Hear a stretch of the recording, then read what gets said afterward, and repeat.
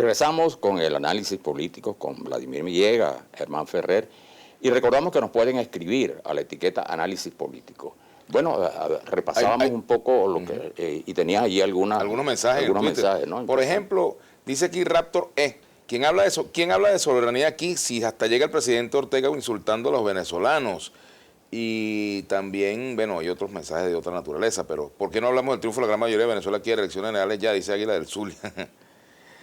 Johnny Correia, Donald Trump es un gran tipo. Ferrer dice que no necesita referir, pero aboga por la iglesia en el diálogo. No, yo decía que realmente eso que tú planteabas del diálogo en Venezuela y que la presencia de actores internacionales, bueno, es que nosotros los hemos solicitado, ¿no? Es muy distinto a que nos vayan a agredir, es decir, contra la voluntad del pueblo en Venezuela. Y ojalá y bienvenido todas las personas que el gobierno ha invitado, sobre todo el Vaticano, en el sentido, bueno, de propiciar pues ese diálogo que yo creo que va a tener resultados positivos, porque no tenemos otra alternativa que eso. O sea que lo que yo decía era no aceptar que, bueno, nos impongan desde el exterior situaciones en las cuales nosotros no estamos solicitando. Pero había una cosa que señalaba Vladimir, y es que efectivamente el tema venezolano es un tema ya de la atención internacional, ¿no? Y pasa por un tema muy importante que es y fundamental hoy en día, que es el tema de los derechos humanos, ¿no? Y la violación de los derechos humanos. Entonces, ese cuadro está allí, independientemente de sus alcances o de su gravedad, existe, y cuando se habla de Venezuela se refiere a este cuadro de alguna manera de deslegitimación, digamos, del modelo democrático, de la violación de los derechos humanos, y eso lo toma en cuenta, por supuesto, la diplomacia norteamericana, pero no solo norteamericana, también el secretario general de las Naciones Unidas, Ban Ki-moon, se ha referido a ello, el Vaticano, es decir, otras instancias internacionales, la Unión Europea. En consecuencia, ese es un tema que está allí y tiene que ser abordado, y la respuesta le corresponde al gobierno venezolano. Por algo las naciones, fíjate, tú firman acuerdos y convenios en esa materia. Por algo existe, la Declaración Universal de los Derechos Humanos, por ejemplo, pero además un conjunto de acuerdos, convenios, resoluciones que el gobierno venezolano ha acompañado en esa materia, ¿no? Que creo que va a ser un tema de mucha actualidad. Pero volviendo con el asunto de la política exterior del nuevo gobierno norteamericano y lo que pueda pasar con Venezuela, fíjate, está pendiente el asunto que tú mencionabas, que es muy importante, Manuel Felipe, el de la designación de embajadores. Claro. Venezuela es el único país de América Latina que no tiene un embajador. Hasta Cuba lo tiene. Fíjense cómo han cambiado los tiempos, que hasta Cuba lo tiene. Pero eso desde el 2008. Desde el 2008. Entonces, esa sería, por ejemplo, una medida de cómo van las cosas. Si, por ejemplo, el nuevo gobierno arranca con la designación de embajadores, no tendría por qué heredar la situación del gobierno de Obama. No tendría por qué heredarlo. Sería una señal de buena voluntad del gobierno de Trump hacia Venezuela. ¿Ocurrirá eso? No, pero eso además Venezuela, y también Venezuela tendría que hacer entender lo mismo, que es un nuevo gobierno. Además es un nuevo gobierno. O sea, por supuesto. Creo que es una cuenta que está empezando desde cero, en teoría. La situación debe cambiar, obviamente, porque los norteamericanos votaron por una opción distinta a lo que venía haciendo el gobierno demócrata, pues de Obama y Hillary Clinton en este caso.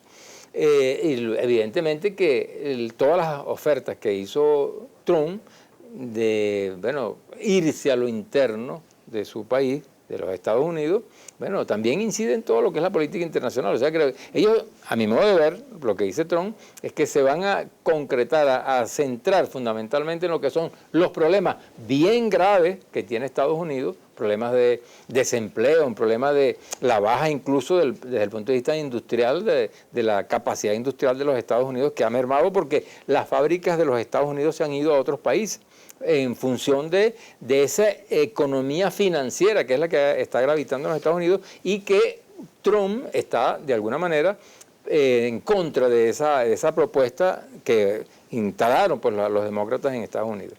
Así que eso también trae sus cambios, y evidentemente yo creo que nosotros podemos insertarnos en esa dinámica global, que es, bueno, las buenas relaciones con todos los países del mundo, y Estados Unidos no es el principal socio comercial de Venezuela son los Estados Unidos. O sea, donde nosotros importamos y exportamos más hacia los Estados Unidos. O sea que sin complejo podemos decir eso. Claro, pero dice el Twitter por allí que nos envían. Rosalino Linares dice: ¿creen ustedes que Trump va a tener mano de seda con las políticas de Venezuela y el gobierno? Es una incógnita que está por despejarse, ¿verdad? Pero yo no creo que se trate de mano de seda, ni mano dura, ¿no? Sino manejar las realidades. Ahora también hay la impresión, y esto se refleja en algunos análisis, bueno, que históricamente, pues, un gobierno republicano, un gobierno duro en materia internacional, y entonces la victoria de Trump hace suponer a muchos que vamos a regresar de alguna manera a la época de Bush, por ejemplo, de Reagan. Es decir, frente a lo que se consideraba una política suave o permisiva de los demócratas, en el caso concreto de Obama. Pero hay que recordar que... Pero los demócratas también han invadido. Claro, no, pero hay que recordar lo siguiente, que Trump, y este es uno de los casos importantes de esta elección, no es el típico presidente republicano. Trump es republicano hasta por una casualidad. Así es. Y además hay que entender que su gobierno no va a responder a lo que son, digamos, los parámetros tradicionales de las gestiones diplomáticas de los republicanos, sino que esto ha creado una distorsión, en primer lugar, en el propio Partido Republicano, ¿no?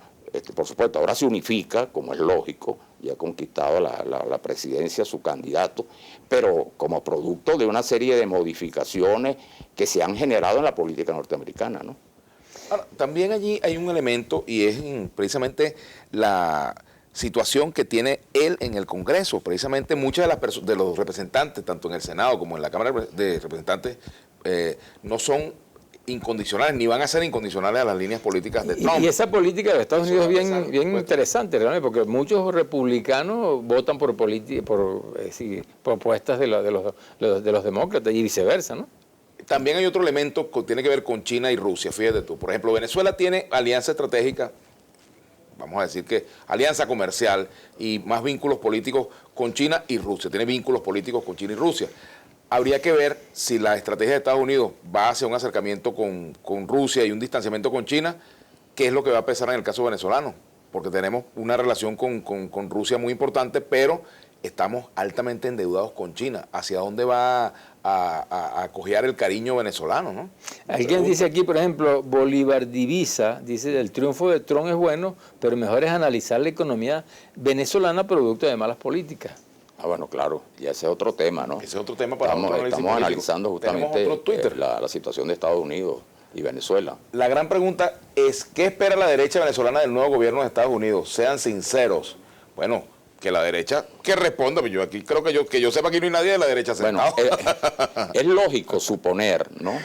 Que un gobierno, como decíamos antes, republicano, va a ser más duro que lo que ha sido o fue durante estos 8 años el gobierno de Obama. Pero en el caso, decíamos, en este caso concreto y con la elección de Trump, hay algunos cambios que hay que tomar en cuenta, ¿no? Mira, antes de irnos a la pausa, que tú vas a mandar a la pausa, yo quiero hacer también una precisión. No toda la derecha está en la oposición, ni toda la izquierda está en el gobierno. No nos confundamos. Aquí dicen, no hablen mucho porque le cierran el canal. Bueno, tenemos que ir al corte de nuevo. La etiqueta. Y recordamos, claro, por supuesto, que nos pueden escribir a la etiqueta Análisis Político. Ya regresamos.